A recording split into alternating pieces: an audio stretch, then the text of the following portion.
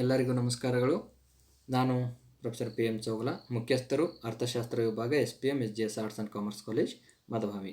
ಆತ್ಮೀಯರೇ, ನಾನು ಇವತ್ತು ಚರ್ಚೆ ಮಾಡ್ತಕ್ಕಂಥ ಒಂದು ವಿಷಯ 1948ರ ಕೈಗಾರಿಕಾ ನೀತಿ, 1956ರ ಕೈಗಾರಿಕಾ ನೀತಿಗಳ ಘೋಷಣೆ ಮತ್ತು 1991ರ ಕೈಗಾರಿಕಾ ನೀತಿಯ ಲಕ್ಷಣಗಳನ್ನು ಕುರಿತಾಗಿ. ಈ ಒಂದು ವಿಷಯ ವಸ್ತುವನ್ನು ನಾನು BA 6ನೇ ಸೆಮಿಸ್ಟರ್ ವಿದ್ಯಾರ್ಥಿಗಳಿಗಾಗಿನ ಭಾರತದ ಆರ್ಥಿಕತೆ ಈ ಒಂದು ಪತ್ರಿಕೆಗೆ ಸಂಬಂಧಪಟ್ಟಿರುವಂತೆ ರಾಣಿ ಚೆನ್ನಮ್ಮ ವಿಶ್ವವಿದ್ಯಾಲಯ ಬೆಳಗಾವಿಯು ಮೇ ತಿಂಗಳು 2019ರಲ್ಲಿ ಜರುಗಿಸಿದ ಪರೀಕ್ಷೆಯ ಪ್ರಶ್ನೆ ಪತ್ರಿಕೆಯಿಂದ ಪಡೆದಿದ್ದಾಗಿದೆ. ಆತ್ಮೀಯರೇ, ವಿಷಯ ವಸ್ತುವನ್ನು ಪ್ರಾರಂಭ ಮಾಡುವ ಮುಂಚೆ ತಮ್ಮೆಲ್ಲರಿಗೂ ಕೂಡ ಮತ್ತು ತಮ್ಮ ಸಹಕಾರಕ್ಕೂ ಕೂಡ ನಾನು ತುಂಬ ಹೃದಯದ ಧನ್ಯವಾದಗಳನ್ನು ಅರ್ಪಿಸುತ್ತೇನೆ.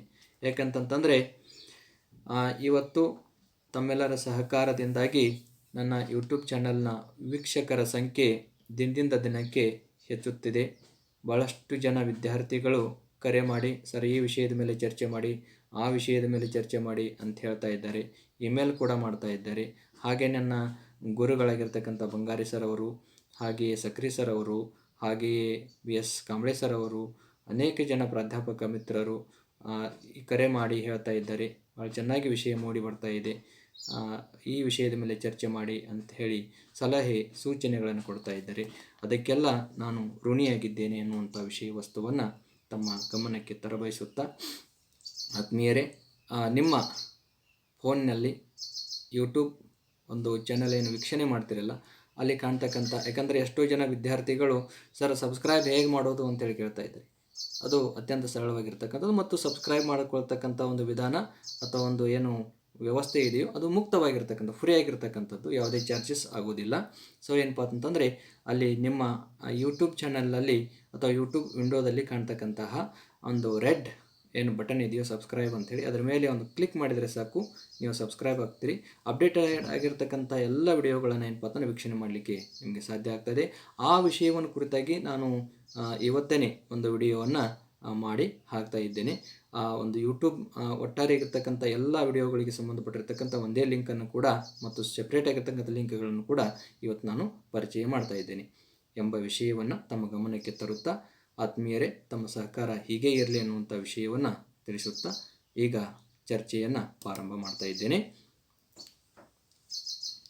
ಸ್ಕ್ರೀನ್ ಮೇಲೆ ಪ್ರಶ್ನೆ ಪತ್ರಿಕೆ ಕಾಣ್ತಾ ಇದೆ. ಆತ್ಮೀಯರೇ, 6ನೇ semester BA degree examination May 2019. ವಿಷಯ ಇಂಡಿಯನ್ ಎಕಾನಮಿ ಅಥವಾ ಭಾರತದ ಆರ್ಥಿಕತೆ, ವಿಭಾಗ ಡ, ಪ್ರಶ್ನೆ ಸಂಖ್ಯೆ 11. ಇಲ್ಲಿ ಒಂದು ಪ್ರಶ್ನೆ ಇದೆ. ನಾನು ಈ ಪ್ರಶ್ನೆಗೆ ಇವತ್ತು ಉತ್ತರವನ್ನು ಕೊಡ್ತಾ ಇಲ್ಲ, ಇದರ ಬಗ್ಗೆ ನಾನು ಮುಂದಿನ ದಿನದಲ್ಲಿ ಚರ್ಚೆಯನ್ನು ಮಾಡ್ತಾ ಇದ್ದೇನೆ. ಸೊ ಈಗ ನಾನು ಚರ್ಚೆ ಮಾಡ್ತಕ್ಕಂಥದ್ದು ಸ್ಥಿತಿ ವಿದ್ಯಮಾನ ಕುರಿತಾಗಿ. ಇದು ಕೂಡ 15 ಅಂಕಗಳಿಗಾಗಿ ಇರುವಂತಹ ಒಂದು ಪ್ರಶ್ನೆ. ಆತ್ಮೀಯರೇ, ಇಲ್ಲಿ ಒಂದು ಪ್ಯಾಸೇಜನ್ನು ಕೊಟ್ಟಿದ್ದಾರೆ. ಒಮ್ಮೆ ಪ್ರಶ್ನೆ ಪತ್ರಿಕೆಯನ್ನು ಅವಲೋಕನ ಮಾಡೋಣ. ಪ್ರಪ್ರಥಮವಾಗಿ ಕೈಗಾರಿಕಾ ನೀತಿಯು 1948ರಲ್ಲಿ ಮಿಶ್ರ ಆರ್ಥಿಕ ವ್ಯವಸ್ಥೆಯನ್ನು ಸ್ಥಾಪಿಸುವ ಉದ್ದೇಶದಿಂದ ಘೋಷಣೆಯಾಯಿತು. 1956ರಲ್ಲಿ ಸಮಾಜವಾದಿ ಸಮಾಜವನ್ನು ಸ್ಥಾಪಿಸುವ ಗುರಿಯೊಂದಿಗೆ ಹೊಸ ಕೈಗಾರಿಕಾ ನೀತಿಯು ಘೋಷಣೆಯಾಯಿತು. 1991ರ ಕೈಗಾರಿಕಾ ನೀತಿಯು ಹೊಸ ಬದಲಾವಣೆಯ ಗುರಿಯೊಂದಿಗೆ ಘೋಷಣೆಯಾಗಿ ನಮ್ಮ ಅರ್ಥವ್ಯವಸ್ಥೆಯನ್ನು ಮುಕ್ತವಾಗಿರಿಸಿತು ಅನ್ನುವಂಥದ್ದು ಈ ಒಂದು ಸಾರಾಂಶ. ಸೊ ಈ ಸಾರಾಂಶದ ಆಧಾರದ ಮೇಲೆ ಪ್ರಶ್ನೆಗಳನ್ನು ಕೇಳಿದ್ದಾರೆ. ಪ್ರಶ್ನೆ ಎ, ಮೊದಲನೆಯ ಕೈಗಾರಿಕಾ ನೀತಿಯು ಯಾವಾಗ ಘೋಷಣೆಯಾಯಿತು? ಪ್ರಶ್ನೆ ಬಿ, ಎರಡನೆಯ ಕೈಗಾರಿಕಾ ನೀತಿಯು ಯಾವಾಗ ಘೋಷಣೆಯಾಯಿತು? ಪ್ರಶ್ನೆ ಸಿ, 1991ರ ಕೈಗಾರಿಕಾ ನೀತಿಯ ಲಕ್ಷಣಗಳನ್ನು ವಿವರಿಸಿರಿ ಅಂಥೇಳಿ ಕೇಳಿದ್ದಾರೆ. ಆತ್ಮೀಯರೇ, ಇಲ್ಲೇನಪ್ಪ ಅಂತಂದರೆ ಈ 3 ಪ್ರಶ್ನೆಗಳಿಗೆ ನಾವು ಉತ್ತರ ನೀಡುವಂಥ ಪ್ರಯತ್ನವನ್ನು ಮಾಡೋಣ. ಸೊ ಉತ್ತರ ಭಾಗಕ್ಕೆ ಹೋದಾಗ ಇಲ್ಲಿ ನೋಡಿ, ಎ, ಮೊದಲನೆಯ ಕೈಗಾರಿಕಾ ನೀತಿಯನ್ನು 1948ರ ಏಪ್ರಿಲ್ 6ರಂದು ಘೋಷಣೆಯಾಯಿತು. ನಿಮಗೆ ಇಲ್ಲಿ ಅತಿ ಸರಳವಾಗಿ, ಯಾಕಂತಂದ್ರೆ ನಾನು ಪ್ಯಾಸೇಜನ್ನು ಮೊದಲಿಗೆ ಯಾಕೆ ಓದಿದೆ ಅಂತಂತಂದರೆ ಪ್ಯಾಸೇಜ್ನಲ್ಲಿನೇ ಉತ್ತರಗಳ ನಮಗೆ ಸಿಗುವಂಥದ್ದಿದೆ. ಯಾಕಂತಂದರೆ 1948 ಅಂಥೇಳಿ ಪ್ರಪ್ರಥಮ ಯಾವುದು ಈ ಕೈಗಾರಿಕಾ ನೀತಿ ಅಂಥೇಳಿ ಅಲ್ಲಿ ಕೊಟ್ಟಿದ್ದಾರೆ, ಹೌದಾ? ಅದು ನಿಮಗೆ ಹಿಂಟ್. ಮತ್ತು ಇಲ್ಲಿ ಏಪ್ರಿಲ್ 6 ಅಂತ ನಾನು ಯಾಕೆ ಕೊಟ್ಟಿನಿ ಅಂತಂತಂದರೆ, ಇದಕ್ಕೆ ಸಾಮಾನ್ಯವಾಗಿ 2 ಅಂಕಗಳು ನಿಮಗೆ ಕೊಡ್ತಕ್ಕಂಥದ್ದಿದೆ. 2 ಅಂಕಕ್ಕೆ ಕೇವಲ 1948 ಅಂತಂದರೆ ಅಷ್ಟು ಸೂಕ್ತ ಆಗೋದಿಲ್ಲ. ಆ ಕಾರಣಕ್ಕಾಗಿ ಏನಪ್ಪ ಅಂತಂದರೆ ಇಲ್ಲಿ ನಾವು ಪೂರ್ತಿಯಾಗಿರ್ತಕ್ಕಂತಹ ಅಂಕಗಳನ್ನು ನೀಡಬೇಕು ಮತ್ತು ಪಡಿಬೇಕು ಅಂತಂತಂದರೆ ಇಲ್ಲೇನಪ್ಪ ಅಂತಂದರೆ 1948 ಏಪ್ರಿಲ್ 6 ಘೋಷಣೆ ಆಯಿತು ಅಂತ ಹೇಳಿ ನಾವಿಲ್ಲಿ ಹೇಳ್ತಕ್ಕಂಥದ್ದು. ಹಾಗೆಯೇ ಬಿಗೆ ಉತ್ತರ ಏನಪ್ಪ ಅಂತಂದರೆ 2ನೆಯ ಕೈಗಾರಿಕಾ ನೀತಿಯನ್ನು 1956 ಏಪ್ರಿಲ್ 30 ಘೋಷಣೆಯಾಯಿತು ಅನ್ನುವಂಥ ವಿಷಯವನ್ನಿಲ್ಲಿ ನಾವು ತಿಳ್ಕೊಳ್ತಕ್ಕಂಥದ್ದು. ಸೊ ಇದೇನಪ್ಪ ಅಂತಂದರೆ ಎ ಮತ್ತು ಬಿಗೆ ಪಟ್ಟಿರುವಂತಹ ಉತ್ತರ. ಇನ್ನು ಪ್ರಶ್ನೆ ಸಿಗೆ ಸಂಬಂಧಪಟ್ಟಿರುವಂತಹ ಒಂದು ಉತ್ತರವನ್ನು ಅವಲೋಕನ ಮಾಡೋಣ. 1991 ಕೈಗಾರಿಕಾ ನೀತಿ, ಇದರ ಮೇಲೆ ನಾವು ಲಕ್ಷಣಗಳ ಮೇಲೆ ವಿವರಣೆಯನ್ನು ಕೊಡಬೇಕಾಗಿದೆ. ಒಂದೊಂದಾಗಿ ನೋಡ್ಕೊತ ಹೋಗೋಣ. ಆತ್ಮೀಯರೇ, 1991 ಕೈಗಾರಿಕಾ ನೀತಿಯನ್ನು ಭಾರತ ಸರ್ಕಾರವು ಕೈಗಾರಿಕೆಗಳ ಅಭಿವೃದ್ಧಿಗಾಗಿ 1991 ಜುಲೈ 24 ತನ್ನ ನೂತನ ಕೈಗಾರಿಕಾ ನೀತಿಯನ್ನು ಘೋಷಿಸಿತು. ಈ ನೂತನ ನೀತಿಯು ಮೂಲಭೂತ ತತ್ವ, ಇದರ ಮೂಲಭೂತವಾಗಿರ್ತಕ್ಕಂಥ ತತ್ವ ಏನಪ್ಪ ಅಂತಂದರೆ ಬದಲಾವಣೆಯೊಂದಿಗೆ ವಿಸ್ತರಣೆ, ಅಂದರೆ ಕಂಟಿನ್ಯೂಟಿ ವಿತ್ ಚೇಂಜ್ ಅಂತ ಹೇಳಿ ಕರಿತೀವಿ. ಈ ಬದಲಾವಣೆಯೊಂದಿಗೆ ವಿಸ್ತರಣೆ ಎನ್ನುವಂಥದ್ದು 1991 ಕೈಗಾರಿಕಾ ನೀತಿಯ ಪ್ರಮುಖವಾಗಿರುವಂತಹ ತತ್ವ ಅಂತ ನಾವಿಲ್ಲಿ ತಿಳ್ಕೊಳ್ತಕ್ಕಂಥದ್ದು. ಹಾಗೂ ಉದಾರೀಕರಣ, ಜಾಗತೀಕರಣ ಮತ್ತು ಖಾಸಗೀಕರಣ, ಇದನ್ನು ಇಂಗ್ಲೀಷ್ನಲ್ಲಿ ಪಾಪ್ಯುಲರ್ ಆಗಿ LPG ಅಂತೇಳಿ ಕರಿತೀವಿ. ಅಂದರೆ ಲಿಬರಲೈಜೇಷನ್, ಪ್ರೈವೇಟೈಜೇಷನ್ ಮತ್ತು ಗ್ಲೋಬಲೈಜೇಷನ್ ಎಂಬವು ಈ ನೂತನ ನೀತಿಯ 3 ಪ್ರಮುಖ ಘೋಷಗಳಾಗಿವೆ ಅನ್ನುವಂಥ ವಿಷಯವನ್ನು ಇಲ್ಲಿ ತಿಳ್ಕೊಳ್ತಕ್ಕಂಥದ್ದು. ಆತ್ಮೀಯರೇ, ಒಂದು ವಿಷಯ ನನಗೆ ನೆನಪಿಗೆ ಬರ್ತಾ ಇದೆ ಈ ಸಂದರ್ಭದಲ್ಲಿ. ಸರ್ ಎಂ ವಿಶ್ವೇಶ್ವರಯ್ಯನವರು 1934 ಒಂದು ಕೃತಿಯನ್ನು ಬರೀತಾರೆ, ಪ್ಲ್ಯಾನ್ಡ್ ಎಕಾನಮಿ ಫಾರ್ ಇಂಡಿಯಾ ಅಂಥೇಳಿ. ಅದರ ಕನ್ನಡ ಅನುವಾದ ಭಾರತಕ್ಕೆ ಯೋಜಿತ ಆರ್ಥಿಕ ಅಭಿವೃದ್ಧಿ ಅನ್ನುವಂಥದ್ದು. ಇಲ್ಲಿ ಈ ಕೃತಿಯಲ್ಲಿ ಏನಪ್ಪ ಅಂತಂದರೆ ಸರ್ ಎಂ ವಿಶ್ವೇಶ್ವರಯ್ಯನವರು ಕೈಗಾರಿಕಾಕರಣ ಇಲ್ಲವೇ ವಿನಾಶ ಅನ್ನುವಂತಹ ಒಂದೇ ಒಂದು ಸೆಂಟೆನ್ಸ್ನಲ್ಲಿ ಕೈಗಾರಿಕೆಗಳ ಮಹತ್ವ ಮತ್ತು ಭಾರತ ದೇಶಕ್ಕೆ ಕೈಗಾರಿಕೆಗಳ ಅಗತ್ಯತೆ ಎಷ್ಟಿದೆ ಅನ್ನುವಂಥ ವಿಷಯವನ್ನು ಅವರು ಹೇಳಿದ್ದಾರೆ. ಅಂದರೆ ಅವರು ಏನು ಹೇಳಿದ್ದಾರೆ ಅಂತಂದರೆ ಇಂಡಸ್ಟ್ರಿಯಲೈಜೇಷನ್ ಆರ್ ಡಿಸ್ಟ್ರಕ್ಷನ್ ಅಂತ ಹೇಳಿದ್ದಾರೆ. ಯಾಕಂತಂದರೆ ನಮ್ಮಲ್ಲಿ ಕೇವಲ ಕೈಗಾರಿಕಾ ಕ್ಷೇತ್ರದ ಮೇಲೆ ನಾವು ಅವಲಂಬಿತವಾಗಿರ್ತಕ್ಕಂಥ ಪ್ರಮಾಣವನ್ನು ಅವಲೋಕನ ಮಾಡಿದರೆ ಕೇವಲ 17% ಮಾತ್ರ ನಾವು ಕೈಗಾರಿಕೆಗಳ ಮೇಲೆ ಅವಲಂಬಿತರಾಗಿದ್ದೇವೆ. ಇನ್ನು ಉಳಿದಿರ್ತಕ್ಕಂಥ ಜನ ಯಾವುದರ ಮೇಲೆ ಆಗಿದ್ದಾರೆ ಅಂತಂದರೆ ಹೈಯೆಸ್ಟ್ ಏನಪ್ಪ ಅಂತಂದರೆ 58% ಜನ ಏನಪ್ಪ ಅಂತಂದರೆ ಕೃಷಿ ಕ್ಷೇತ್ರದಲ್ಲಿ ಅವಲಂಬಿತರಾಗಿದ್ದಾರೆ. ಇನ್ನು ಉಳಿದಿರ್ತಕ್ಕಂಥವರು ಏನಪ್ಪ ಅಂತಂದರೆ ಸೇವಾ ಕ್ಷೇತ್ರದಲ್ಲಿ ಅವಲಂಬಿತರಾಗಿದ್ದಾರೆ. ಆ ಕಾರಣಕ್ಕಾಗಿ ಏನಪ್ಪ ಅಂತಂದರೆ ಈ ಕೃಷಿ ಮತ್ತು ಸೇವಾ ವಲಯವನ್ನು ಅವಲೋಕನ ಮಾಡಿದರೆ ಕೈಗಾರಿಕೆಗಳ ಮೇಲೆ ಅವಲಂಬಿತರಾಗಿರ್ತಕ್ಕಂಥ ಅವ್ರ ಸಂಖ್ಯೆ ಬಹಳ ವಿರಳ ಇದೆ ಅನ್ನುವಂಥ ವಿಷಯವನ್ನು ತಿಳ್ಕೊಳ್ತಕ್ಕಂಥದ್ದು. ಇದಕ್ಕಾಗಿಯೇ ನಮ್ಮ ದೇಶದಲ್ಲಿ ಏನಪ್ಪ ಅಂತಂದರೆ ಈ ನಿರುದ್ಯೋಗ ಅನ್ನುವಂತಹ ಒಂದು ಬೆಡಂಭೂತ ನಮ್ಮನ್ನು ಬಿಟ್ಟು ತೊಲಗ್ತಾ ಇಲ್ಲ.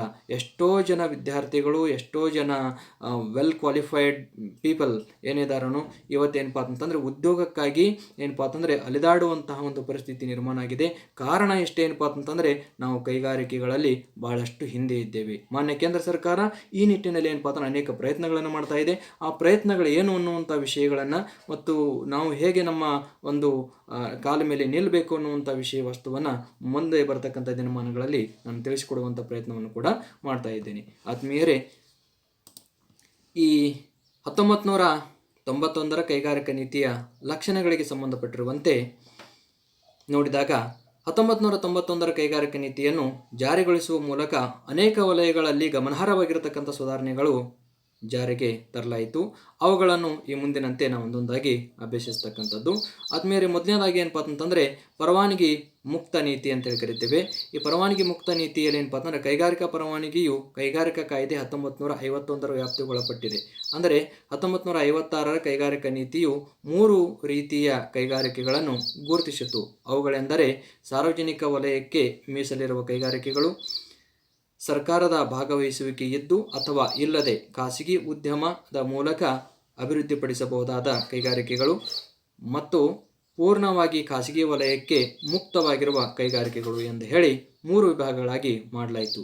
ಕೆಲವು ನಿರ್ದಿಷ್ಟಪಡಿಸಿದ ಅಥವಾ ಹೆಸರು ತಿಳಿಸಿದ ಕೈಗಾರಿಕೆಗಳಿಗೆ ಭದ್ರತೆ ಮತ್ತು ಕಾರ್ಯತಂತ್ರ ಕಾರಣ, ಸಾಮಾಜಿಕ ಕಾರಣ ಹಾಗೂ ಸುರಕ್ಷಣೆ ಮತ್ತು ಪರಿಸರದ ಕಾರಣದಿಂದಾಗಿ ಪರವಾನಗಿಯನ್ನು ಕಡ್ಡಾಯಗೊಳಿಸಲಾಯಿತು.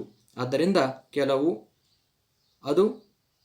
6 ಪ್ರಕಾರದ ಕೇವಲ 6 ಪ್ರಕಾರವಾಗಿರ್ತಕ್ಕಂಥ ಕೈಗಾರಿಕೆಗಳನ್ನು ಕಡ್ಡಾಯವಾಗಿ ಏನಪ್ಪ ಅಂತಂದರೆ ಪರವಾನಗಿಯನ್ನು ಪಡೆದು ಪ್ರಾರಂಭಿಸಬೇಕೆಂದು ಇಲ್ಲಿ ಏನಪ್ಪ ಅಂತಂದ್ರೆ ಸೂಚನೆ ಮಾಡಲಾಗಿದೆ.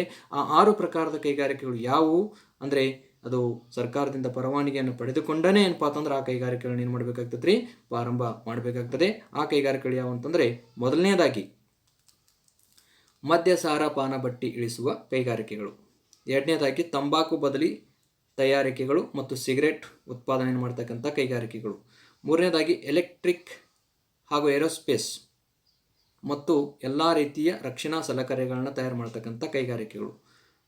ಹಾಗೆಯೇ 4ನೇ ಅಂಶ ಕೈಗಾರಿಕಾ ಸ್ಫೋಟಕಗಳು, 5ನೇದಾಗಿ ಅಪಾಯಕಾರಕ ರಾಸಾಯನಿಕಗಳನ್ನು ತಯಾರು ಮಾಡ್ತಕ್ಕಂತಹ ಕೈಗಾರಿಕೆಗಳು. ಹಾಗೆಯೇ 6ನೇ ಅಂಶ ಮೂಲಿಕೆ ಮತ್ತು ಔಷಧಗಳು ಅಂತಂದರೆ ಇದು ಏನಪ್ಪ ಅಂತಂದ್ರೆ ದೊಡ್ಡ ಔಷಧ ಕೈಗಾರಿಕೆಗಳ ಪರವಾನಗಿಯಿಂದ ಏನಪ್ಪ ಅಂತಂದರೆ ದೊಡ್ಡ ಪ್ರಮಾಣದ ಔಷಧಗಳನ್ನು ತಯಾರು ಮಾಡ್ತಕ್ಕಂಥ ಕೈಗಾರಿಕೆಗಳು ಪರವಾನಗಿಯಿಂದ ಮುಕ್ತವಾಗಿವೆ. ಅವುಗಳು ಪರವಾನಗಿಯನ್ನು ಪಡ್ಕೊಳ್ಳೋದು ಅವಶ್ಯಕತೆ ಇಲ್ಲ. ಆದರೆ ಮೂಲಿಕೆ ಮತ್ತು ಔಷಧ ತಯಾರು ಮಾಡ್ತಕ್ಕಂಥ ಅಂದರೆ ಸಣ್ಣ ಕೈಗಾರಿಕೆಗಳು ಅಂತೇಳಿ ಕರಿತೀವಿ, ಅವುಗಳು ಏನಪ್ಪ ಅಂತಂದರೆ ಪರವಾನಗಿಯನ್ನು ಪಡ್ಕೊಂಡು ಏನು ಮಾಡಬೇಕಾಗ್ತದೆ ರೀ, ಪ್ರಾರಂಭವನ್ನು ಮಾಡಬೇಕಾಗ್ತದೆ. ಹೀಗೆ 6 ಕೈಗಾರಿಕೆಗಳನ್ನು ಏನಪ್ಪ ಅಂತಂದರೆ ಇಲ್ಲಿ ಸರ್ಕಾರದ ಪರವಾನಗಿಯೊಂದಿಗೆ ಪ್ರಾರಂಭ ಮಾಡಬಹುದು ಅನ್ನುವಂಥ ವಿಷಯವನ್ನು ಇಲ್ಲಿ ಮೊದಲನೇ ಅಂಶದಲ್ಲಿ ಏನಪ್ಪ ಪರವಾನಗಿ ಮುಕ್ತ ನೀತಿಯಲ್ಲಿ ಏನಪ್ಪ ಅಂತಂದರೆ ನಾವು ಘೋಷಣೆ ಮಾಡಲಾಯಿತು ಮತ್ತು ತಿಳ್ಕೊಳ್ತಕ್ಕಂಥದ್ದು. ಓಕೆ, ಇದಾಗಿತ್ತು ಪರವಾನಗಿ ಮುಕ್ತ ನೀತಿಗೆ ಸಂಬಂಧಪಟ್ಟಿರ್ತಕ್ಕಂಥ ಚರ್ಚೆ. ಎರಡನೇ ಅಂಶ ಏನಪ್ಪ ಅಂತಂದರೆ ವಿದೇಶಿ ಹೂಡಿಕೆಯ ಒಳಹರಿವಿಗೆ ಉತ್ತೇಜನ, promotion of inflow of foreign investment. 1991 ಕೈಗಾರಿಕಾ ವಲಯ ಸುಧಾರಣೆ ಕಾರ್ಯಕ್ರಮದಡಿ ವಿದೇಶಿ ಬಂಡವಾಳವನ್ನು ಉತ್ತೇಜಿಸಲು ಸರ್ಕಾರ ಹಲವಾರು ಕ್ರಮಗಳನ್ನು ಕೈಗೊಂಡಿತು. ಅವುಗಳು ಈ ಮುಂದಿನಂತಿವೆ. ಅಂದರೆ ಭಾರತ ದೇಶದಲ್ಲಿ ವಿದೇಶಿ ಬಂಡವಾಳದ ಒಳಹರಿವಿಗೆ ಒಂದು ಅವಕಾಶವನ್ನು ಕೊಡಲಿಕ್ಕೆ, ವಿದೇಶಿಯರಿಗೆ ಇಲ್ಲಿ ಬಂಡವಾಳ ಹೂಡಿ ಉತ್ಪಾದನೆಯನ್ನು ಕೈಗೊಳ್ಳಲಿಕ್ಕೆ ಅವಕಾಶವನ್ನು ಕೊಡಲಿಕ್ಕೆ ಭಾರತ ಸರ್ಕಾರ ಅನೇಕವಾಗಿರ್ತಕ್ಕಂಥ ಗುರುತರವಾಗಿರ್ತಕ್ಕಂಥ ಕಾರ್ಯಕ್ರಮಗಳನ್ನು ಆಯೋಜನೆ ಮಾಡಿದೆ. ಅವು ಯಾವ ಅನ್ನುವಂಥ ವಿಷಯವನ್ನು ಇಲ್ಲಿ ನೋಡ್ತಕ್ಕಂಥದ್ದು.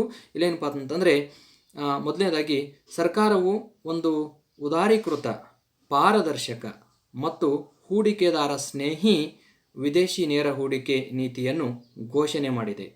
ಇದರಲ್ಲಿ ವೈಜ್ಞಾನಿಕ ಮತ್ತು ತಾಂತ್ರಿಕ ನಿಯತಕಾಲಿಕೆ ಮುದ್ರಣ, ಪೆಟ್ರೋಲಿಯಂ ಉತ್ಪನ್ನ ಮಾರಾಟ, ಪೆಟ್ರೋಲಿಯಂ ಶೋಧ, ಪೆಟ್ರೋಲಿಯಂ ಕೊಳವೆ ಮಾರ್ಗ, ನೈಸರ್ಗಿಕ ಅನಿಲ ಕೊಳವೆ ಮಾರ್ಗ ಮುಂತಾದ ಕ್ಷೇತ್ರಗಳಲ್ಲಿ 100% ವಿದೇಶಿ ನೇರ ಹೂಡಿಕೆಗೆ ಸ್ವಯಂಚಾಲಿತ ಅನುಮೋದನೆಯನ್ನು ನೀಡಲಾಗಿದೆ ಅನ್ನುವಂಥ ವಿಷಯವನ್ನು ಇಲ್ಲಿ ತಿಳ್ಕೊಳ್ತಕ್ಕಂಥದ್ದು.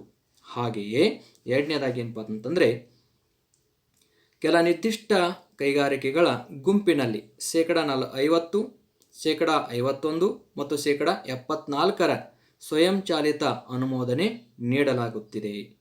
ಹಾಗೆಯೇ ಮೂರನೇದಾಗಿ ರಫ್ತು ಚಟುವಟಿಕೆಗಳಲ್ಲಿ ತೊಡಗಿರುವ ವ್ಯಾಪಾರಿ ಕಂಪನಿಗಳಿಗೆ ಅಂತಾರಾಷ್ಟ್ರೀಯ ಮಾರುಕಟ್ಟೆ ಪ್ರವೇಶಾಧಿಕಾರ ಕಲ್ಪಿಸಿಕೊಡಲು ಪ್ರಮುಖ ವಿದೇಶಿ ಸಮಬಂಡವಾಳ ಹೊಂದುವಿಕೆಯನ್ನು 51% ಅನುಮತಿ ನೀಡಲಾಗಿದೆ ಎನ್ನುವಂಥದ್ದು. ಇದು ರಫ್ತಿಗೆ ಅಂದರೆ ರಫ್ತನ್ನು ಪ್ರಮೋಟ್ ಮಾಡಲಿಕ್ಕೆ, ಎಕ್ಸ್ಪೋರ್ಟ್ ಪ್ರಮೋಷನ್ ಆ್ಯಕ್ಟಿವಿಟೀಸ್ ಇನಿಷಿಯೇಷನ್ ಮಾಡಲಿಕ್ಕೆ ಏನಪ್ಪ ಅಂತಂದರೆ ತೆಗೆದುಕೊಂಡಿರ್ತಕ್ಕಂಥ ಒಂದು ಕ್ರಮ. ಹಾಗೆಯೇ 4ನೇ ಅಂಶ ಕೆಲ ಆಯ್ದ ಕ್ಷೇತ್ರಗಳಲ್ಲಿ ವಿದೇಶಿ ನೇರ ಹೂಡಿಕೆಯನ್ನು ಅನುಮೋದಿಸಲು ಮತ್ತು ಅಂತಾರಾಷ್ಟ್ರೀಯ ಉದ್ಯಮಗಳೊಂದಿಗೆ ಮಾತುಕತೆ ನಡೆಸಲು ವಿದೇಶಿ ಹೂಡಿಕೆ ಉತ್ತೇಜನ ಮಂಡಳಿ ಅಂದರೆ ಫಾರಿನ್ ಇನ್ವೆಸ್ಟ್ಮೆಂಟ್ ಪ್ರಮೋಷನ್ ಬೋರ್ಡ್ ಅಂತ ಹೇಳಿ ಕರಿತೀವಿ, FIPB ಅಂತ ಹೇಳಿ ಕರಿತೀವಿ, ಫಾರಿನ್ ಇನ್ವೆಸ್ಟ್ಮೆಂಟ್ ಪ್ರಮೋಷನ್ ಬೋರ್ಡ್ ಅನ್ನು ರಚನೆ ಮಾಡಲಾಯಿತು. ಆದ್ಮೇಲೆ ಇದಾಗಿತ್ತು ವಿದೇಶಿ ಹೂಡಿಕೆಯ ಒಳಹರಿವಿಗೆ ಉತ್ತೇಜನಕ್ಕೆ ಸಂಬಂಧಪಟ್ಟಿರ್ತಕ್ಕಂಥ ಒಂದು ಚರ್ಚೆ. ಇನ್ನು 3ನೇ ಅಂಶವನ್ನು ಅವಲೋಕನ ಮಾಡೋಣ. ಇಲ್ಲಿ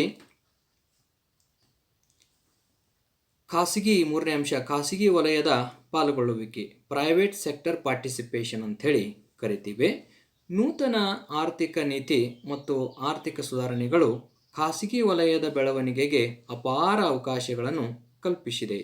ಪ್ರಸ್ತುತ 3 ಕೈಗಾರಿಕೆಗಳನ್ನು ಮಾತ್ರ ಸಾರ್ವಜನಿಕ ವಲಯಕ್ಕೆ ಮೀಸಲಿಡಲಾಗಿದೆ. ಅವುಗಳೆಂದರೆ ಅಣುವಿದ್ಯುತ್ ಇಲಾಖೆಯಿಂದ ಪ್ರಕಟಿಸಲಾಗಿರುವ ಪದಾರ್ಥಗಳು ಮತ್ತು ರೈಲ್ವೆ ಸಾರಿಗೆ. ಅಂದರೆ ರೈಲ್ವೆ ಸಾರಿಗೆಯಲ್ಲಿ ಕೆಲವು ಏನಪ್ಪ ಅಂತಂದರೆ ರೈಲ್ವೆ ಸಾರಿಗೆಯ ಕ್ಷೇತ್ರಗಳಲ್ಲಿ ಖಾಸಗಿ ಬಂಡವಾಳಕ್ಕೆ ಮಿತವಾಗಿ ಅನುಮತಿಯನ್ನು ನೀಡಲಾಗಿದೆ. ಹೌದು, ಖಾಸಗಿದಾರರಿಗೆ ಏನಪ್ಪ ಅಂದರೆ ಕೆಲವೊಂದು ಡಿಪಾರ್ಟ್ಮೆಂಟ್ಗಳಲ್ಲಿ ಹೂಡಿಕೆ ಮಾಡಲಿಕ್ಕೆ ಒಂದಿಷ್ಟು ಅವಕಾಶಗಳನ್ನು ಕಲ್ಪಿಸಲಾಗಿದೆ. ಅದನ್ನು ಬಿಟ್ಟರೆ ಏನಪ್ಪ ಅಂತಂದರೆ ಅದು ಏನಪ್ಪ ಅಂತಂದರೆ ಸಾರ್ವಜನಿಕ ಉದ್ಯಮದ ವಲಯ. ಇನ್ನುಳಿದ ಎಲ್ಲ ಕೈಗಾರಿಕಾ ಕ್ಷೇತ್ರಗಳಲ್ಲಿ ಖಾಸಗಿಯವರು ಹೂಡಿಕೆ ಮಾಡಲು ಅವಕಾಶವನ್ನು ಕಲ್ಪಿಸಲಾಗಿದೆ ಅನ್ನುವಂಥ ವಿಷಯವನ್ನು ಇಲ್ಲಿ ತಿಳ್ಕೊಳ್ತಕ್ಕಂಥದ್ದು. ಇನ್ನು 4ನೇ ಅಂಶ ಏನಪ್ಪ ಅಂತಂದರೆ ಹೂಡಿಕೆ ಹಿಂತೆಗೆತ, ಡಿಸ್ಇನ್ವೆಸ್ಟ್ಮೆಂಟ್ ಅಂತ ಹೇಳಿ ಕರಿತೀವಿ. ಏನಿದು ಹೂಡಿಕೆ ಹಿಂತೆಗೆತ ಅಂತಂದರೆ, ಹೂಡಿಕೆ ಹಿಂತೆಗೆತವು ಈಗ ನಡೆಯುತ್ತಿರುವ ಖಾಸಗೀಕರಣದ ಒಂದು ಪ್ರಮುಖ ಅಂಶವಾಗಿದೆ. ಈ ನೀತಿಯನ್ನು ಕಳೆದ ಒಂದು ದಶಕದಲ್ಲಿ ಮುಂದುವರಿಸಿಕೊಂಡು ಬರಲಾಗುತ್ತಿದೆ. ಸಾರ್ವಜನಿಕ ಉದ್ಯಮ ಘಟಕದ ಸಮ ಬಂಡವಾಳವನ್ನು ಮಾರುಕಟ್ಟೆಯಲ್ಲಿ ಮಾರಾಟ ಮಾಡುವುದನ್ನು ಹೂಡಿಕೆ ಹಿಂತೆಗೆತ ಎನ್ನಲಾಗುತ್ತದೆ. ಇದು ಬಹಳ ಮುಖ್ಯವಾಗಿರ್ತಕ್ಕಂಥದ್ದು. Once again repeat it. ಸಾರ್ವಜನಿಕ ಉದ್ಯಮ ಘಟಕದ ಸಮ ಬಂಡವಾಳವನ್ನು ಮಾರುಕಟ್ಟೆಯಲ್ಲಿ ಮಾರಾಟ ಮಾಡುವುದನ್ನು ಹೂಡಿಕೆ ಹಿಂತೆಗೆತ ಎನ್ನಲಾಗುತ್ತದೆ. ಇನ್ನೊಂದು ರೀತಿಯಲ್ಲಿ ಹೂಟೆಯ ವರ್ಗಾವಣೆ ಇಲ್ಲದೆ ಸಾರ್ವಜನಿಕ ಉದ್ಯಮಗಳಲ್ಲಿನ ಸರ್ಕಾರಿ ಸಮ ಬಂಡವಾಳವನ್ನು ಮಾರಾಟ ಮಾಡುವುದನ್ನು ಹೂಡಿಕೆ ಹಿಂತೆಗೆತ ಎನ್ನಲಾಗುತ್ತದೆ. ಈ ನೀತಿಯನ್ನು ಉದ್ಯಮಗಳ ದಕ್ಷತೆಯನ್ನು ಸುಧಾರಿಸಲು ಮತ್ತು ಅವುಗಳಿಗೆ ಖಜಾನೆ ಬೆಂಬಲವನ್ನು ನೀಡಲು ಏನಪ್ಪ ಅಂತಂದರೆ ಅನುಮತಿಸಲಾಗುತ್ತಿದೆ ಎನ್ನುವಂಥ ವಿಷಯವನ್ನು ಇಲ್ಲಿ ತಿಳ್ಕೊಳ್ತಕ್ಕಂಥದ್ದು. ಇದು ಸಂಬಂಧಪಟ್ಟಿರ್ತಕ್ಕಂಥದ್ದು ಹೂಡಿಕೆ ಹಿಂತೆಗೆತ ಅಥವಾ ಡಿಸ್ಇನ್ವೆಸ್ಟ್ಮೆಂಟ್ ಒಂದು ಲಕ್ಷಣಕ್ಕೆ ಸಂಬಂಧಪಟ್ಟಿರ್ತಕ್ಕಂತಹ ಚರ್ಚೆ. ಇನ್ನೇನಪ್ಪ ಅಂತಂದರೆ 5ನೇ ಅಂಶ,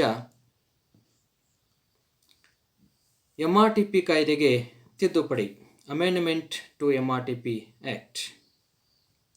MRTP ಅಂತಂದರೆ monopoly restricted trade practice act ಅಂಥೇಳಿ ಕರಿತೀವಿ. ಇಲ್ಲೇನಪ್ಪ ಅಂತಂದರೆ ಅಥವಾ ಕನ್ನಡದಲ್ಲಿ ಏಕಸ್ವಾಮ್ಯ ನಿಯಂತ್ರಿತ ವ್ಯಾಪಾರ ಆಚರಣೆ ಅಂತೇಳಿ ಕರಿತೀವಿ. ಈ ಕಾಯ್ದೆಯ ಪ್ರಕಾರ ಏನಪ್ಪ ಅಂತಂದರೆ ಒಂದು ನಿರ್ದಿಷ್ಟ ಗಾತ್ರದ ಆಸ್ತಿಗಳನ್ನು ಹೊಂದಿರುವ ಉದ್ಯಮ, ಅಂದರೆ 1985ರಿಂದ ರೂಪಾಯಿ 100 ಕೋಟಿಗಳನ್ನು ಹೊಂದಿರುವ MRTP, ಇದು MRTP ಅಂತ ತಿಳ್ಕೊಳ್ಬೇಕು, MRTP ಉದ್ಯಮಗಳು ಎಂದು ವರ್ಗೀಕರಿಸಲಾಗಿತ್ತು. ಈ ಉದ್ಯಮಗಳು ಕೇವಲ ಕೆಲ ಆಯ್ದ ಉದ್ಯಮಗಳನ್ನು ಮಾತ್ರ ಆರಂಭಿಸಬಹುದಿತ್ತು. ಆದರೆ ಈ ಕಾಯ್ದೆಯು ಆರ್ಥಿಕತೆಯಲ್ಲಿ ಕೈಗಾರಿಕೆಗಳ ಅಭಿವೃದ್ಧಿಗೆ ಮಾರಕವಾಗಿದೆ ಎಂದು ಸರ್ಕಾರ ಪರಿಗಣಿಸಿ ಇದರಿಂದಾಗಿ ಈ ಕಾಯ್ದೆಗೆ ಈ ಕೆಳಗಿನ ತಿದ್ದುಪಡಿಗಳನ್ನು ತರಲಾಯಿತು. ಅಂದರೆ ಈ MRTP ಕಾಯ್ದೆ ಏನಪ್ಪ ಅಂತಂದರೆ ಕೈಗಾರಿಕೆಗಳ ಅಭಿವೃದ್ಧಿಗಾಗಿ ಅಷ್ಟು ಸೂಕ್ತ ಅಲ್ಲ ಅನ್ನುವಂತಹ ವಿಷಯವನ್ನು ಗಮನಿಸಿರ್ತಕ್ಕಂತಹ ಸರ್ಕಾರ ಈ ಕೆಳ ಕಾಣಿಸಿರ್ತಕ್ಕಂತಹ ಕೆಲವೊಂದು ನಿರ್ದಿಷ್ಟವಾಗಿರ್ತಕ್ಕಂತಹ ಕ್ರಮಗಳನ್ನು ಜರುಗಿಸಿದೆ. ಅದರಲ್ಲಿ ಮೊದಲನೇದಾಗಿ ಏನಪ್ಪ ಅಂತಂದರೆ ಕಾಯ್ದೆಗೆ ತಿದ್ದುಪಡಿ ತಂದು MRTP ಕಂಪನಿಗಳು ಮತ್ತು ದೊಡ್ಡ ಉದ್ಯಮಗಳ ಆಸ್ತಿಗಳ ಪ್ರವೇಶ ಮಿತಿಯನ್ನು ತೆಗೆದುಹಾಕಲಾಯಿತು. ಈಗ ಈ ಕಂಪನಿಗಳು ಪರವಾನಗಿ ಅಗತ್ಯವಿಲ್ಲದ ಯಾವುದೇ ಉತ್ಪಾದನಾ ಕ್ಷೇತ್ರವನ್ನು ಪ್ರವೇಶಿಸಲು ಅವಕಾಶ ಕಲ್ಪಿಸಲಾಗಿದೆ ಎನ್ನುವಂಥದ್ದು. ಹಾಗೆಯೇ 2ನೇ ಅಂಶ, ಆರ್ಥಿಕ ಅಧಿಕಾರದ ಕೇಂದ್ರೀಕರಣ, ಹೊಸ ಉದ್ಯಮಗಳ ಸ್ಥಾಪನೆ, ಅಸ್ತಿತ್ವದಲ್ಲಿರುವ ಉದ್ಯಮದ ವಿಸ್ತರಣೆ, ಒಗ್ಗೂಡಿಕೆ, ಐಕ್ಯಗೊಳ್ಳುವುದು ಇತ್ಯಾದಿಗಳಿಗೆ ಕೇಂದ್ರ ಸರ್ಕಾರದ ಪೂರ್ವಾನುಮತಿಯ ಅವಶ್ಯಕತೆಯನ್ನು ತೆಗೆದುಹಾಕಲಾಯಿತು ಅನ್ನುವಂಥ ವಿಷಯವನ್ನು ಇಲ್ಲಿ ತಿಳ್ಕೊಳ್ತಕ್ಕಂಥದ್ದು. ಹಾಗೆ 3ನೇ ಅಂಶ ಏನಪ್ಪ ಅಂತಂದರೆ ಏಕಸ್ವಾಮ್ಯ ನಿಯಂತ್ರಣ, ನಿಯಂತ್ರಿತ ಮತ್ತು ಸಾಧುವಲ್ಲದ ವ್ಯಾಪಾರ ಆಚರಣೆಗೆ ಸಂಬಂಧಿಸಿದಂತೆ ಸೂಕ್ತ ಕ್ರಮ ಕೈಗೊಳ್ಳಲು ಅನುವಾಗುವಂತೆ MRTP ಕಾಯ್ದೆಯು ನಿಯಮಗಳನ್ನು ಬಲಪಡಿಸಲಾಗಿದೆ ಎನ್ನುವಂಥ ವಿಷಯವನ್ನು ಇಲ್ಲಿ ತಿಳ್ಕೊಳ್ತಕ್ಕಂಥದ್ದು. ಒಟ್ಟಿನಲ್ಲಿ MRTP ಕಾಯ್ದೆಗೆ ತಿದ್ದುಪಡಿಯನ್ನು ತರುವುದರ ಮೂಲಕವಾಗಿ ಕೈಗಾರಿಕೆಗಳ ಸ್ಥಾಪನೆಯ ಪ್ರಮಾಣವನ್ನು ಹೆಚ್ಚಿಗೆ ಮಾಡಲಾಯಿತು ಹಾಗೂ ಅವುಗಳ ಮೇಲೆ ಇರತಕ್ಕಂಥ ಅನೇಕ ಅನ್ವಾಂಟೆಡ್ ರಿಸ್ಟ್ರಿಕ್ಟೆಡ್ಸ್ ಅಂತ ಹೇಳಿ ಕರಿತೀವಿ, ಅವುಗಳನ್ನು ತೆಗೆದುಹಾಕಿ ಅವುಗಳಿಗೆ ಏನಪ್ಪ ಅಂತಂದರೆ ಮುಕ್ತವಾಗಿರ್ತಕ್ಕಂಥ ಅವಕಾಶಗಳನ್ನು ಕಲ್ಪಿಸಿಕೊಡಲಾಯಿತು. ಇದಾಗಿತ್ತು MRTP ಕಾಯ್ದೆಗೆ ತಿದ್ದುಪಡಿಯ ವಿಷಯ ಕುರಿತಾಗಿರ್ತಕ್ಕಂಥ ಒಂದು ಚರ್ಚೆ. ಆತ್ಮೀಯರೇ, ಇನ್ನು 6ನೇ ಅಂಶ ನೋಡೋಣ.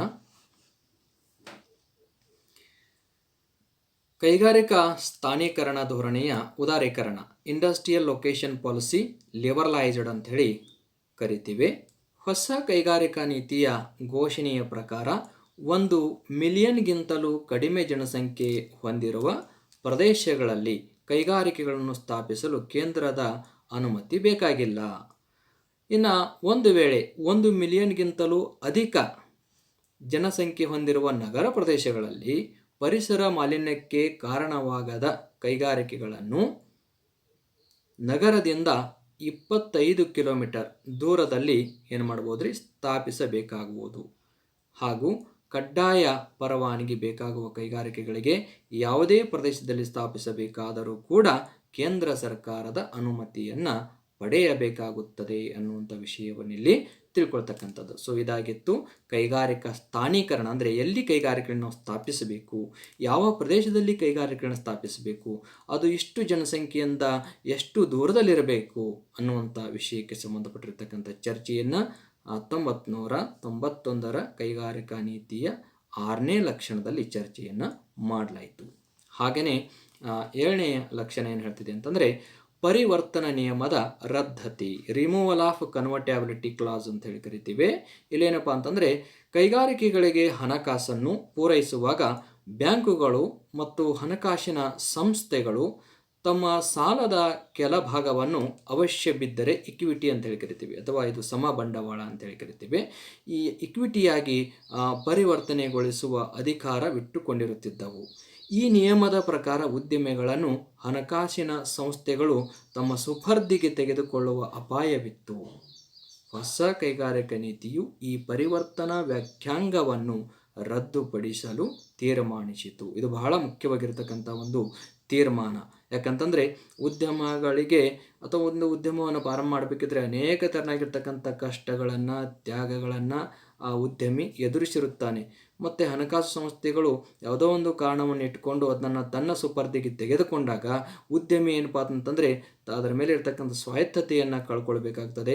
ಮತ್ತು ಉದ್ಯಮಗಳನ್ನು ಪ್ರಾರಂಭ ಮಾಡಬೇಕಂತಂತಂದರೆ ಆತನಲ್ಲಿ ಒಂದು ಆತ್ಮಸ್ಥೈರ್ಯ ಅನ್ನೋದಿರ್ತದೆ, ಅದನ್ನು ಆತನ ಕಳ್ಕೊಂಡ್ಬಿಟ್ಟ ಅಂತಂದರೆ ಆತನಿಗೆ ಮಾತ್ರ ಅದು ಒಂದು ಪರಿಣಾಮವನ್ನು ಉಂಟು ಮಾಡಲಾರದೆ ಹಾಗೆ ಇರುವಂಥ ಅನೇಕ ಇನ್ನೂ ಹೊಸದಾಗಿ ಬರಬಹುದಾಗಿರ್ತಕ್ಕಂಥ ಅನೇಕ ಉದ್ಯಮಿಗಳ ಮೇಲೂ ಕೂಡ ಏನಾಗ್ತಾ ಇದೆ, ಒಂದು ಪರಿಣಾಮ ನಕಾರಾತ್ಮಕವಾಗಿರ್ತಕ್ಕಂಥ ಋಣಾತ್ಮಕವಾಗಿರ್ತಕ್ಕಂಥ ಪರಿಣಾಮ ಉಂಟಾಗುತ್ತದೆ. ಆ ಕಾರಣಕ್ಕಾಗಿ ಏನಪ್ಪ ಅಂತಂದರೆ ಉದ್ಯಮಗಳು ಬೆಳಿಬೇಕು ಅನ್ನುವಂಥ ಉದ್ದೇಶದಿಂದ ಏನಪ್ಪ ಅಂತಂದರೆ ಪರಿವರ್ತನಾ ನಿಯಮವನ್ನು ರದ್ದತಿ ಮಾಡಲಾಗಿದೆ. ಹಾಗೆಯೇ ಆತ್ಮೀಯರೇ, ಇದಾಗಿತ್ತು ಕೈಗಾರಿಕಾ ಸ್ಥಾನೀಕರಣ ಧೋರಣೆಯ ಉದಾರೀಕರಣ ಕುರಿತಾಗಿ. ಹಾಗೆಯೇ 7ನೇ ಅಂಶ ಪರಿವರ್ತನಾ ನಿಯಮದ ರದ್ದತಿಗೆ ಕುರಿತಾಗಿರ್ತಕ್ಕಂಥ ಚರ್ಚೆ. ಇನ್ನು 8ನೇ ಅಂಶ ಏನು ಹೇಳ್ತದೆ ನೋಡೋಣ. ಕಾರ್ಮಿಕರ ಹಿತರಕ್ಷಣೆ, ಪ್ರೊಟೆಕ್ಷನ್ ಆಫ್ ಲೇಬರ್ ಇಂಟ್ರೆಸ್ಟ್. ಉದಾರೀಕರಣ ನೀತಿಯಿಂದ ತೊಂದರೆಗೊಳಗಾಗುವ ಕಾರ್ಮಿಕರ ಹಿತರಕ್ಷಣೆ ದೃಷ್ಟಿಯಿಂದ ಒಂದು ಸಾಮಾಜಿಕ ಭದ್ರತಾ ತಂತ್ರವನ್ನು ಜಾರಿಗೆ ತರುವುದಾಗಿ 1991ರ ಕೈಗಾರಿಕಾ ನೀತಿ ಏನಪ್ಪ ಅಂತಂದರೆ ಘೋಷಣೆಯನ್ನು ಮಾಡಿದೆ. ಯಾಕಂತಂದರೆ ಕಾರ್ಮಿಕರು ಕೈಗಾರಿಕೆಯ ಬಹುಮುಖ್ಯವಾಗಿರುವಂತಹ ಉತ್ಪಾದನಾ ಅಂಗ. ಕಾರ್ಮಿಕ ಇಲ್ಲ ಅಂತಂತಂದರೆ ಏನು ತಯಾರು ಮಾಡಲಿಕ್ಕೆ ಆಗೋದಿಲ್ಲ. ಆದರೂ ಕೂಡ ಈ ಒಂದು ಲಿಬರಲೈಜೇಷನ್ ಪಾಲಿಸಿಯಿಂದ ಅವರಿಗೆ ಉದ್ಯೋಗ ಕಳೆದುಕೊಳ್ಳುವಂತಹ ಒಂದು ಭಯ, ಉದ್ಯೋಗದ ಅಭದ್ರತೆ ಏನಿರ್ತಾ ಇದೆಯೋ ಅದಕ್ಕೆ ಅಲ್ಟರ್ನೇಟಿವ್ ಆಗಿ ಒಂದು ವ್ಯವಸ್ಥೆಯನ್ನು ಮಾಡೋಣ, ಸಾಮಾಜಿಕ ಭದ್ರತೆಯನ್ನು ಕಲ್ಪಿಸಿಕೊಡೋಣ ಅನ್ನುವಂಥ ನಿಟ್ಟಿನಲ್ಲಿ 1991ರ ಕೈಗಾರಿಕಾ ನೀತಿ ವಿಶೇಷವಾಗಿರ್ತಕ್ಕಂಥ ಕಾಳಜಿಯನ್ನು ಹೊಂದಿತ್ತು ಅನ್ನುವಂಥ ವಿಷಯವನ್ನು ಇಲ್ಲಿ ತಿಳ್ಕೊಳ್ತಕ್ಕಂಥದ್ದು. ಇನ್ನು 9ನೇ ಅಂಶ ಏನು ಹೇಳ್ತದೆ ನೋಡೋಣ. 1991ರ ಕೈಗಾರಿಕಾ ನೀತಿಯ 9ನೇ ಲಕ್ಷಣ ಸಣ್ಣ ಮತ್ತು ಗೃಹ ಕೈಗಾರಿಕೆಗಳು, ಸ್ಮಾಲ್ ಆ್ಯಂಡ್ ಕಾಟೇಜ್ ಇಂಡಸ್ಟ್ರೀಸ್ ಅಂತ ಹೇಳಿ ಕರಿತೀವಿ. ಆತ್ಮೀಯರೆಯಲ್ಲಿ ಸಣ್ಣ ಮತ್ತು ಗೃಹ ಕೈಗಾರಿಕೆಗಳ ಅಭಿವೃದ್ಧಿಗೆ ಸಂಬಂಧಿಸಿದಂತೆ ಸರ್ಕಾರ 1991ರ ಆಗಸ್ಟ್ 6ರಂದು ನೂತನ ನೀತಿಯೊಂದನ್ನು ಘೋಷಣೆ ಮಾಡಿತು. ಸಣ್ಣ ಉದ್ಯಮಗಳ ಹಣಕಾಸಿನ ಅವಶ್ಯಕತೆಗಳನ್ನು ಪೂರ್ಣವಾಗಿ ಪೂರೈಸುವ ಜವಾಬ್ದಾರಿಯನ್ನು ಸರ್ಕಾರ ವಹಿಸಿಕೊಂಡಿತು. ಈ ನಿಟ್ಟಿನಲ್ಲಿ ಅತಿ ಸಣ್ಣ ಕೈಗಾರಿಕೆಗಳ ಬಂಡವಾಳ ಹೂಡಿಕೆ ಮಿತಿಯನ್ನು ₹5 ಲಕ್ಷಕ್ಕೆ ಏರಿಸಲಾಯಿತು. ಬ್ಯಾಂಕುಗಳ ಏಕಗವಾಕ್ಷಿಯ ಮೂಲಕ ಸಣ್ಣ ಕೈಗಾರಿಕೆಗಳಿಗೆ ಹಣಕಾಸನ್ನು ಪೂರೈಸಬೇಕೆಂದು ನಿರ್ಧರಿಸಲಾಯಿತು. ಪೂರಕ ಉದ್ದಿಮೆಗಳ ಅಂದರೆ ಎನ್ಸಿಲರಿ ಇಂಡಸ್ಟ್ರೀಸ್ ಅಂತ ಹೇಳಿ ಕರಿತೀವಿ ಅಥವಾ ಯೂನಿಟ್ಸ್ ಅಂತೇಳಿ ಕರಿತೀವಿ. ಇಲ್ಲಿ ಏನಪ್ಪ ಅಂತಂದರೆ ಹೂಡಿಕೆ ಒಂದು ಮಿತಿಯನ್ನು ರೂಪಾಯಿ 75 ಲಕ್ಷಕ್ಕೆ ಏರಿಸಲಾಯಿತು. ಹಾಗೂ ಸಣ್ಣ ಕೈಗಾರಿಕೆಗಳ ಮೇಲಿನ ಎಲ್ಲ ರೀತಿಯ ನಿಯಂತ್ರಣಗಳನ್ನು ರದ್ದುಪಡಿಸಲಾಯಿತು. ಕೈಮಗ್ಗು ಮತ್ತು ಕರಕುಶಲ ವಸ್ತುಗಳ ತಯಾರಿ, ಮಾರಾಟ ಮತ್ತು ರಫ್ತಿಗೆ ವಿಶೇಷ ಕಾರ್ಯಕ್ರಮಗಳನ್ನು ಹಾಕಿಕೊಳ್ಳಲು ಯೋಚಿಸಲಾಯಿತು ಅನ್ನುವಂಥ ವಿಷಯವನ್ನು ಇಲ್ಲಿ ತಿಳ್ಕೊಳ್ತಕ್ಕಂಥದ್ದು. ಹೀಗಾಗಿ ಏನಪ್ಪ ಅಂತಂದರೆ ಆತ್ಮೀಯರೇ, 1991 ಕೈಗಾರಿಕಾ ನೀತಿಯು ಭಾರತದ ಆರ್ಥಿಕತೆಯಲ್ಲಿ ಆರ್ಥಿಕ ಅಭಿವೃದ್ಧಿಯ ಸಂಚಲನವನ್ನೇ ಉಂಟು ಮಾಡಿತು ಅನ್ನುವುದರಲ್ಲಿ ಎರಡು ಮಾತಿಲ್ಲ. ಯಾಕಂತಂದರೆ ಭಾರತದ ಆರ್ಥಿಕತೆಯಲ್ಲಿ ಅನೇಕ ವಲಯಗಳನ್ನು ಗಣನೆ ತೆಗೆದುಕೊಂಡಿರ್ತಕ್ಕಂಥ ಈ ಒಂದು ನೀತಿ ಬಹಳಷ್ಟು ಏನಪ್ಪ ಅಂತಂದರೆ ಅಭ್ಯುದಯ ಮತ್ತು ಅಭಿವೃದ್ಧಿಗೆ ಪೂರಕವಾಗಿರುವಂತಹ ಕಾರ್ಯಕ್ರಮಗಳನ್ನು ಹಮ್ಮಿಕೊಂಡಿತು ಅನ್ನುವುದರಲ್ಲಿ ಎರಡು ಮಾತಿಲ್ಲ. ಆತ್ಮೀಯರೇ, ಇದಾಗಿತ್ತು ಏನಪ್ಪ ಅಂತಂದರೆ 1991 ಕೈಗಾರಿಕಾ ನೀತಿಗೆ ಸಂಬಂಧಪಟ್ಟಿರುವಂಥ ಚರ್ಚೆ. ಅದರಲ್ಲೂ ಮುಖ್ಯವಾಗಿ ಏನಪ್ಪ ಅಂತಂದರೆ ಈ ನೀತಿಯ ಲಕ್ಷಣಗಳಿಗೆ ಸಂಬಂಧಪಟ್ಟಿರ್ತಕ್ಕಂಥ ಒಂದು ಚರ್ಚೆ. ಆತ್ಮೀಯರೇ,